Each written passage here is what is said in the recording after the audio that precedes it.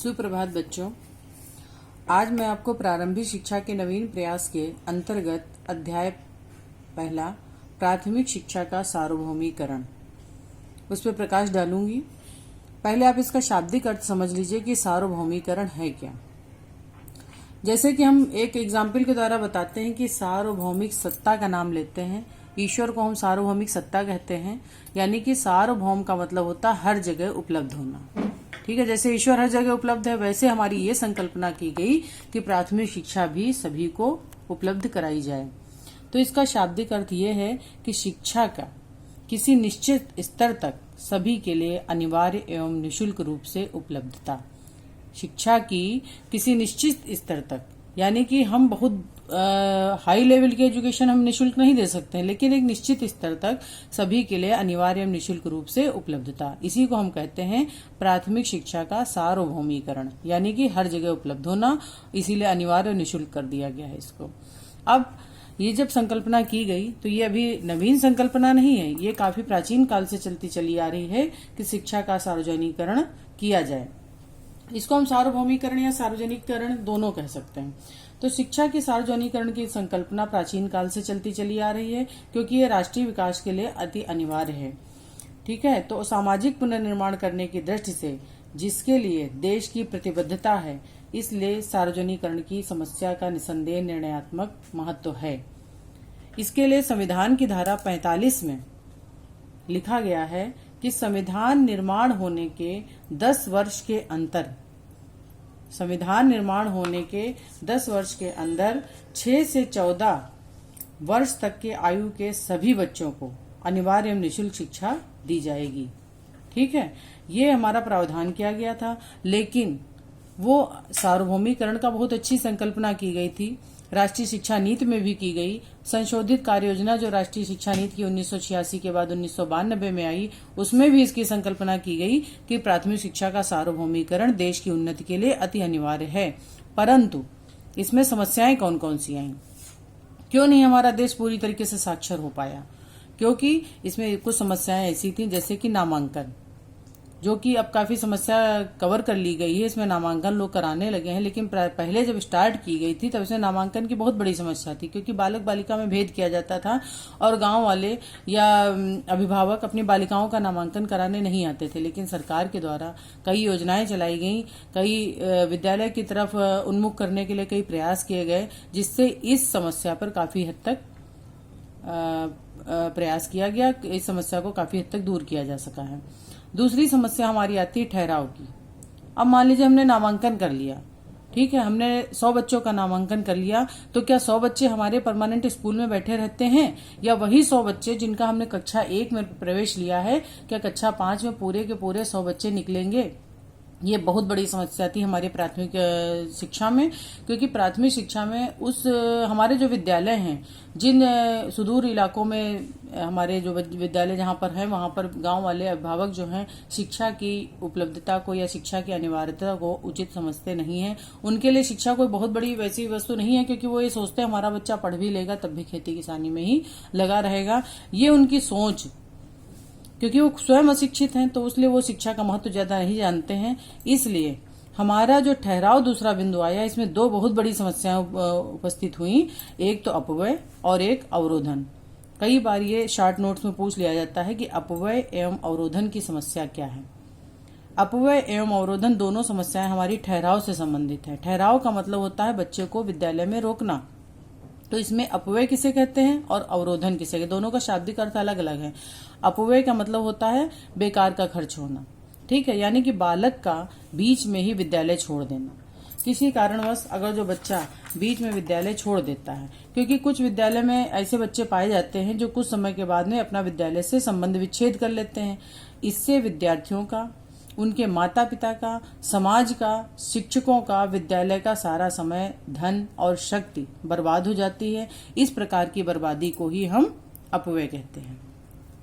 अब हम आते हैं अवरोधन पर।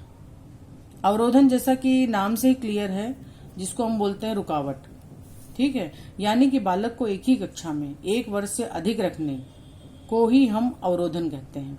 बालक का एक ही कक्षा में एक से अधिक वर्ष तक रहना, यानी कि वो फेल हो जाए या जो भी कारण रहा हो जिसकी वजह से बच्चा रुक रहा है, यानी कि निर्धारित जो न्यूनतम समय है हमारा प्राथमिक शिक्षा का, जो कि हमारा कक्षा 1 से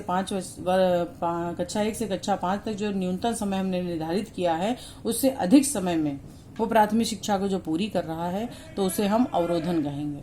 तो ये हो गया हमारा अपव्यय एवं अवरोधन।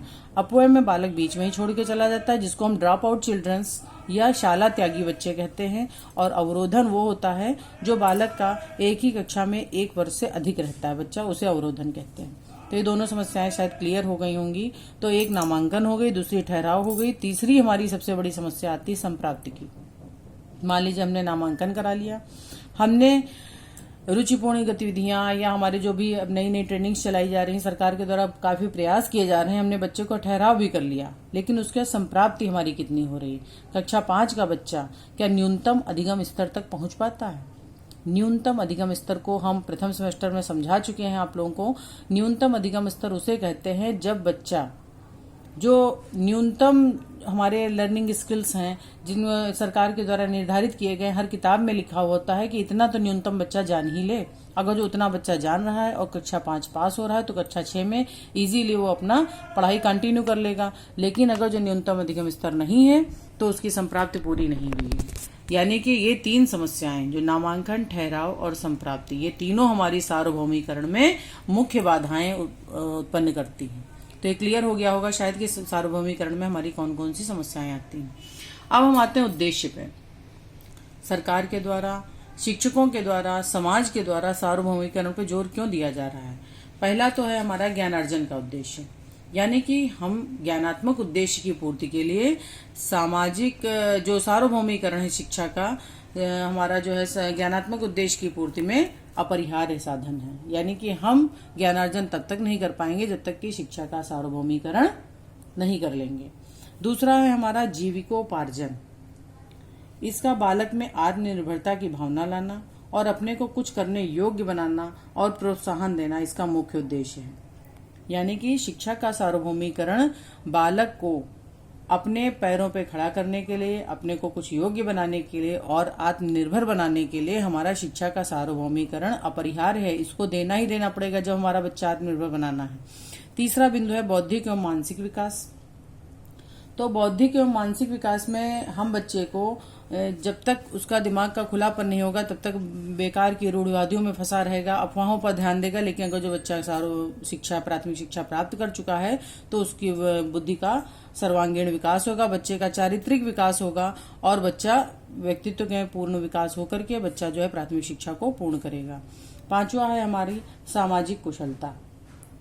हमारा देश जो है भावी नागरिकों पर डिपेंड है, इसलिए इसमें जो है सामाजिक कुशलता का होना अनिवार्य है। अगर जो बच्चा समाज में अपने आप को निर्भर नहीं बना पाता है, व्यक्ति एक सामाजिक प्राणी है, अगर जिसमें अपने आप को मैनेज नहीं कर पा रहा है, तो हमारा बच्चा अपने जीवन संग्राम में सफल नहीं हो पाएगा। इसलिए प्राथमिक शिक्षा का सार्वभौमिकरण अनिवार्य है। अब हम आते हैं इसकी आवश्यकता क्यों पड़ी।